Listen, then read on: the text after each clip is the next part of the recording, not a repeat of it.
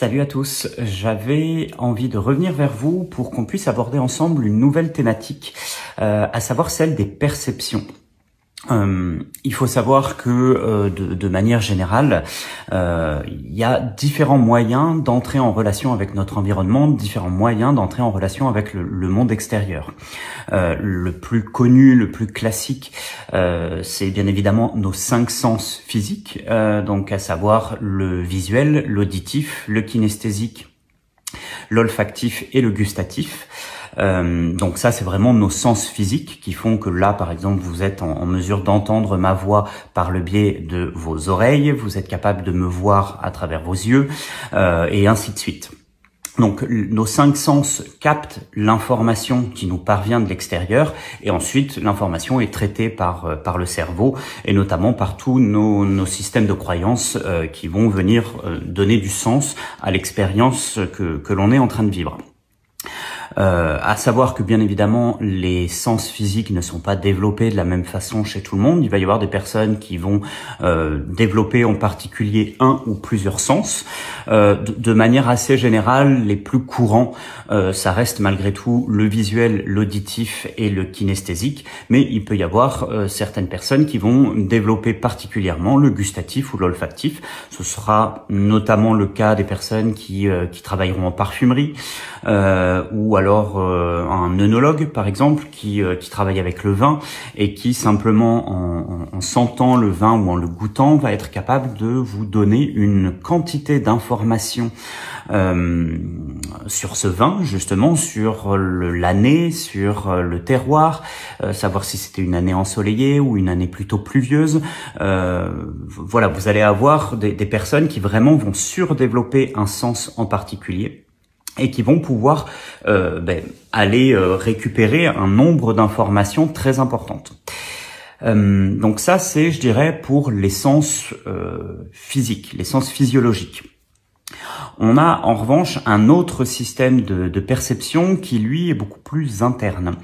Il faut savoir qu'en état d'hypnose, le système de perception physique, physiologique, a tendance à passer un peu en arrière-plan pour laisser la place au système de perception plus intérieur. Par là, j'entends par exemple, si je vous demande de fermer les yeux et de vous représenter un champ de fleurs, on est d'accord que vos yeux ne vont pas voir un champ de fleurs. Par contre, vous allez être capable de reconstruire une image interne et vous allez être en mesure de visualiser ce champ de fleurs.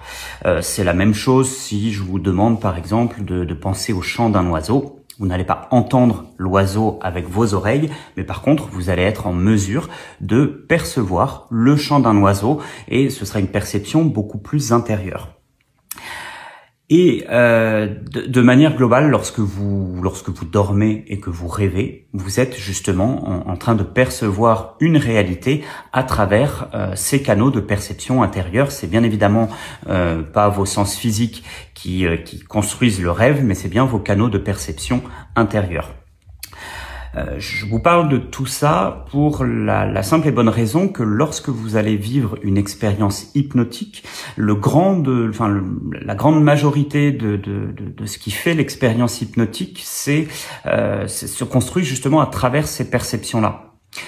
Déjà, il faut comprendre que l'expérience hypnotique est quelque chose qui se vit principalement et qui se vit, je vous dis, à travers ces perceptions intérieures. Donc il peut être intéressant de savoir quels sont vos canaux de perception privilégiés, savoir si vous êtes plutôt visuel, auditif, kinesthésique, gustatif ou olfactif, et de voir également comment vous pouvez venir travailler, aiguiser, développer ces sens plus subtils de façon à rendre l'expérience hypnotique plus vivante, plus vibrante et plus vivante tout simplement. Donc je vous proposerai dans les prochaines vidéos des petits exercices très simples pour que vous puissiez justement de manière extrêmement ludique et rapide voir quels sont vos moyens de perception privilégiés. Ils sont différents pour tout le monde. Il y a des personnes qui seront principalement visuelles, d'autres qui auront plusieurs sens développés. Ce sera intéressant pour vous justement de partir en exploration de vous-même et que vous puissiez vous amuser à voir quels sont vos sens privilégiés. Et puis un peu plus tard, je pourrais vous proposer d'autres vidéos dans lesquelles, cette fois-ci, une fois que vous aurez reconnu vos sens privilégiés, on pourra faire des exercices pour vous amener à les développer, à les aiguiser toujours plus. Donc je vous dis à très bientôt, j'espère que cette vidéo vous a plu et puis à très vite pour qu'on puisse découvrir ensemble justement quels sont vos canaux de perception privilégiés. À très vite.